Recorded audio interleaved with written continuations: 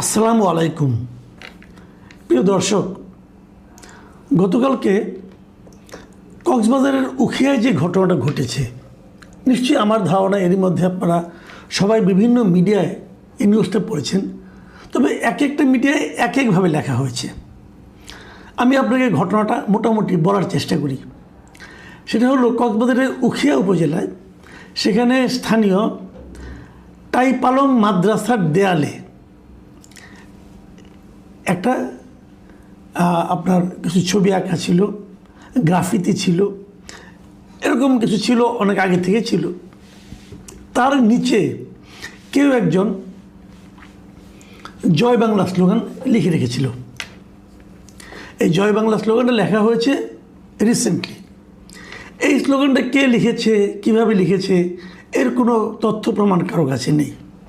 কিন্তু বিএনপির নেতারা এই জয় বাংলা স্লোগান লেখাটাকে কেন্দ্র করে আওয়ামী লীগের বেশ কয়েকজন নেতাকর্মীর বিরুদ্ধে থানায় অভিযোগ করেছে। এই অভিযোগের উপর ভিত্তি করে গতকাল শনিবার সন্ধ্যায় ছাত্রদলের একজন কর্মী মোহাম্মদ জিসান, তিনি ওই দেয়াল লিখনটিকে, ওই জয় বাংলাটাকে কেটে দিয়ে ওখানে অন্য কিছু লিখেছেন এবং এটাই নিয়ে একটা ফেসবুকে পোস্ট দিয়েছেন।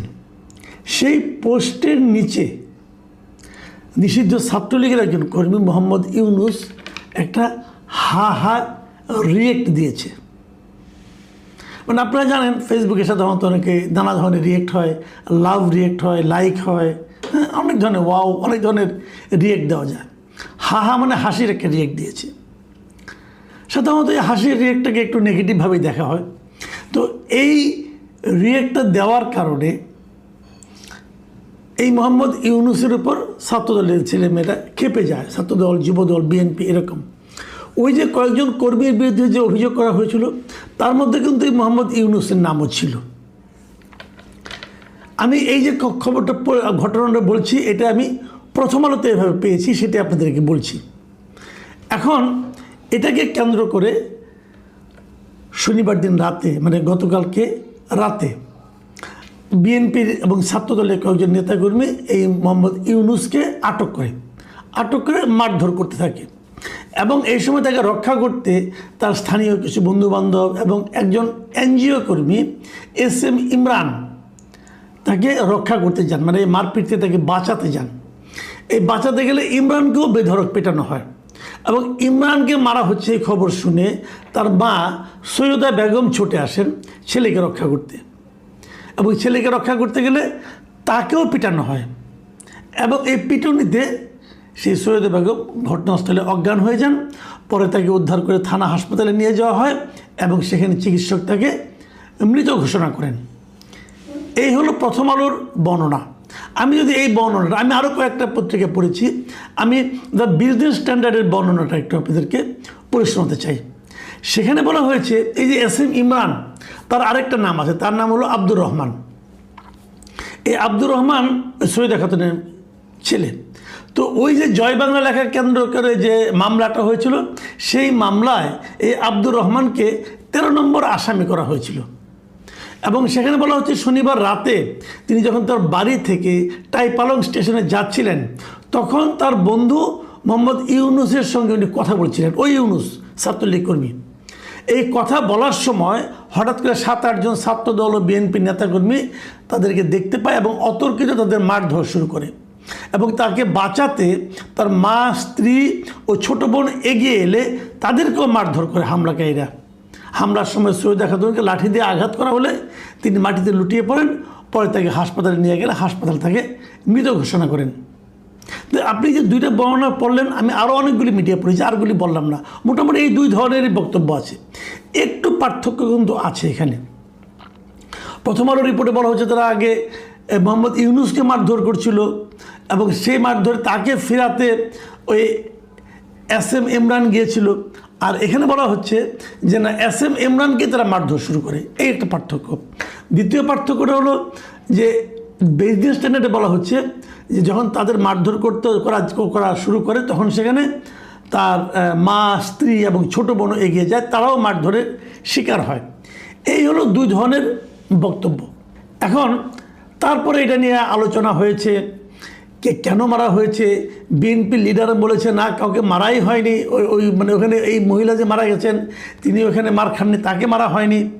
এবং তারা বলার চেষ্টা করেছেন যে ওই নারী মারা গেছেন অসুস্থ হয়ে, থানাও বলছে ওই নারী অসুস্থ হয়ে মারা গেছে। বিএনপির নেতাকর্মীরা বলছে যে আমাদের উপর চক্রান্ত করা হয়েছে, ওই নারীর উপর যে হামলা করা হয়েছে এমন প্রমাণ কেউ দেখাতে পারবে না। এগুলি অনেক কাহিনী। এবং উখিয়ার বিএনপির সভাপতি সরোয়ার জাহান চৌধুরীকে যখন জিজ্ঞাসা করা হয় প্রথম আলোর পক্ষ থেকে, তিনি বলেন যে রাতে উখিয়াতে হামলার কোনো ঘটনাই ঘটেনি এবং ওই ঘটনাস্থল থেকে ওই নারীর বাড়ি অনেক দূরে, উনি ঘরেই অসুস্থ হয়ে নারীর মৃত্যু হয়েছে। দেখুন, এই যে বিএনপির সভাপতি সরোয়ার জাহান চৌধুরী দেখেন দুটো কথা বলেছেন। এক নম্বর কথা হলো যে এই ঘটনাস্থল থেকে ওই নারীর বাড়ি অনেক দূরে, খেয়াল করবেন কিন্তু। তারপর আবার বলতেছেন যে উনি ঘরেই অসুস্থ হয়ে ওই নারীর মৃত্যু হয়েছে। তাহলে কি মামলা মোকদ্দমা তাদের বিরুদ্ধে অভিযোগ করার জন্য ওই মৃতদেহকে এখানে নিয়ে আসা হয়েছিল? ভাবুন, মানে ক্ষমতার দম্ভ মানে অনেক সময় মানে এতই হয়ে যায় যে কথাবার্তা বলার সময় যুক্তি আছে কি না আছে এটা দেখারও তারা কোনো প্রয়োজন মনে করে না, যা ইচ্ছা বলে দিল। কারণ তারা জানে আমি যা ইচ্ছা তাই বলি না কেন, আমাকে তো ধরার কেউ নাই, ক্ষমতা আমার হাতে, সরকার আমার, পুলিশ আমাকে কি করবে, প্রশাসন আমাকে কি করবে। আমি কতগুলি কথা বলি এখানে। এই মৃত্যু নিয়ে আলোচনা অনেক হচ্ছে, সন্তানকে বাঁচানোর জন্য মা এগিয়ে গিয়েছে, মা সন্তানকে জড়িয়ে ধরেছে, সন্তানকে যে বাড়িগুলো দিতে চেয়েছিল সেগুলো মায়ের গায়ে লেগেছে, মা বয়স্ক মানুষ অসুস্থ হতে পারে, সেই বাড়ি খেয়ে উনি মারা গেছেন। কিন্তু মারপিট তো একটা হয়েছে, বিএনপি কিন্তু দাবি করছে ওখানে কোনো মারামারি হয়নি। তাহলে হলোটা কি? এবং ইন্টারেস্টিং হলো পুলিশ এখান থেকে কিন্তু আটক করেছে ওই আব্দুর রহমানকে, মানে ওই ইয়াসিন ইমরান যিনি আছে তাকে আটক করছে, বলছে তাকে নাকি জনগণ ধরে পুলিশের কাছে হস্তান্তর করেছে। মানে একটার পর একটা ঘটনাগুলো মিলিয়ে দেখুন, খুব একটা পার্থক্য পাবেন না আগের সরকারের আমলে যা হতো তার সঙ্গে। আমি এখানে কয়েকটা কথা বলি। মাদ্রাসার দেয়ালে গ্রাফিতি ছিল, সেই গ্রাফিতিতে কী ছিল, কারা অ্যাটাক করেছিল, নিশ্চয়ই আওয়ামী লীগের জন্য খুব সম্মানজনক কথাবার্তা ওখানে ছিল না, থাকার কথাও না। কী ছিল আমি বলতে পারবো না, যাই হোক কিছু একটা ছিল। তার নিচে এই যে জয় বাংলা লেখা কেউ একজন লিখেছে, কে লিখেছে আপনি দেখেছেন? এখন আমি যদি তর্কের খাতিরে বলি যে আওয়ামী লীগের এই লোকগুলির উপর মামলা দেওয়ার জন্য, এদেরকে হয়রানি করার জন্য বিএনপিরই কেউ এগুলো লিখেছে জয় বাংলা, যদি বলি একটা অজুহাত তৈরি করার জন্য, আপনি কী জবাব দেবেন? আবার ধরি যদি আওয়ামী লীগেরও কেউ লিখে থাকে, আপনি না জেনে আপনি তো আইডিয়া করে মামলা করেছেন যে কে কে 15-16 জন 20 জন 30 জনের বিরুদ্ধে মামলা করেছেন এবং সবাইকে আপনি দৌড়ের উপর রাখছেন। এই যে সবাইকে দৌড়ের উপর রাখা, এটা কি সুশাসন বলে? বিএনপি কি এইভাবেই দেশ শাসন করতে চায়? এই যে কোথাও একটা জয় বাংলা লেখা হলো, তারপরে আপনি সবার বিরুদ্ধে মামলা দিয়ে সবাইকে দৌড়ের উপর রাখবেন, এর নাম সুশাসন? আচ্ছা ধরুন ওটাও বাদ দেন, কী লিখেছে জয় বাংলা, এতে প্রবলেমটা কী হয়েছে? কেউ জয় বাংলা লিখতে পারবে না? জয় বাংলা কি আওয়ামী লীগের প্রপার্টি? জয় বাংলা কি আওয়ামী লীগের রাজনীতি? এখন ধরেন আওয়ামী লীগ একটা রাজনীতিকে নতুন আপনার একটা স্লোগান শুরু করলো আল্লাহু আকবার, তাহলে আমরা কেউ আল্লাহ বলতে পারবো না? বললেই আওয়ামী লীগের রাজনীতি করছি বলে আমাদেরকে ধরে নিয়ে যাওয়া হবে? কে কোন শব্দটা ব্যবহার করবে, কে কোন স্লোগান দেবে, এটা তাদের ব্যাপার। এখন তারা সবাই কিন্তু একটা ভালো স্লোগানই বের করে, কেউ যদি একটা ভালো স্লোগান দেয়, সেই স্লোগানটা যদি আর কেউ উচ্চারণ করে তাহলে সে ওই দলের লোক হয়ে গেল। জয় বাংলা তো আমাদের মুক্তিযুদ্ধের স্লোগান, জয় বাংলা মুক্তিযুদ্ধের স্লোগান, মুক্তিযুদ্ধ তো জয় বাংলা বলে হয়েছে। সেটা যদি কেউ কোথাও লেখে, এটা অপরাধ? কোন আইনে অপরাধ বলুন, কোন আইনে অপরাধ? এটা লেখার কারণে কারোর বিরুদ্ধে মামলা হতে পারে? বিএনপি যে মামলাটা করলো এই লেখার কারণে, এটা কি মামলা সে করতে পারে? কী অপরাধে মামলা করেছে? উনি জয় বাংলা লিখেছেন, অতএব তার বিরুদ্ধে মামলা। এই মামলা হয় কীভাবে? মানে এই যে প্রশ্নগুলো আমি করছি, এই প্রশ্নগুলোর জবাব তো থাকা লাগবে। এর জবাব কি? তাকে ধরে নিয়ে গেছে পুলিশ, নাচতে নাচতে বলতেছে আমরা একজন অপরাধীকে ধরেছি। আপনার কাছে প্রমাণ আছে ও যে এটা লিখেছে? এই যে লেখাগুলো, এই যে একটা দলের প্রতি আরেকটা দলের যে একটা ধরনের মানে আপনার পীড়ন করা, নিপীড়ন করা, তাদেরকে থাকতে না দেওয়া, এলাকায় থাকতে না দেওয়া। আমি তো শুনলাম এখানে ওই আব্দুর রহমানই বলতেছে 5 আগস্টের পর থেকে এই বিএনপির এই লোকগুলো, সে একদম নাম ধরে ধরে বলছে যে এই ঘটনায় কে কে ছিল।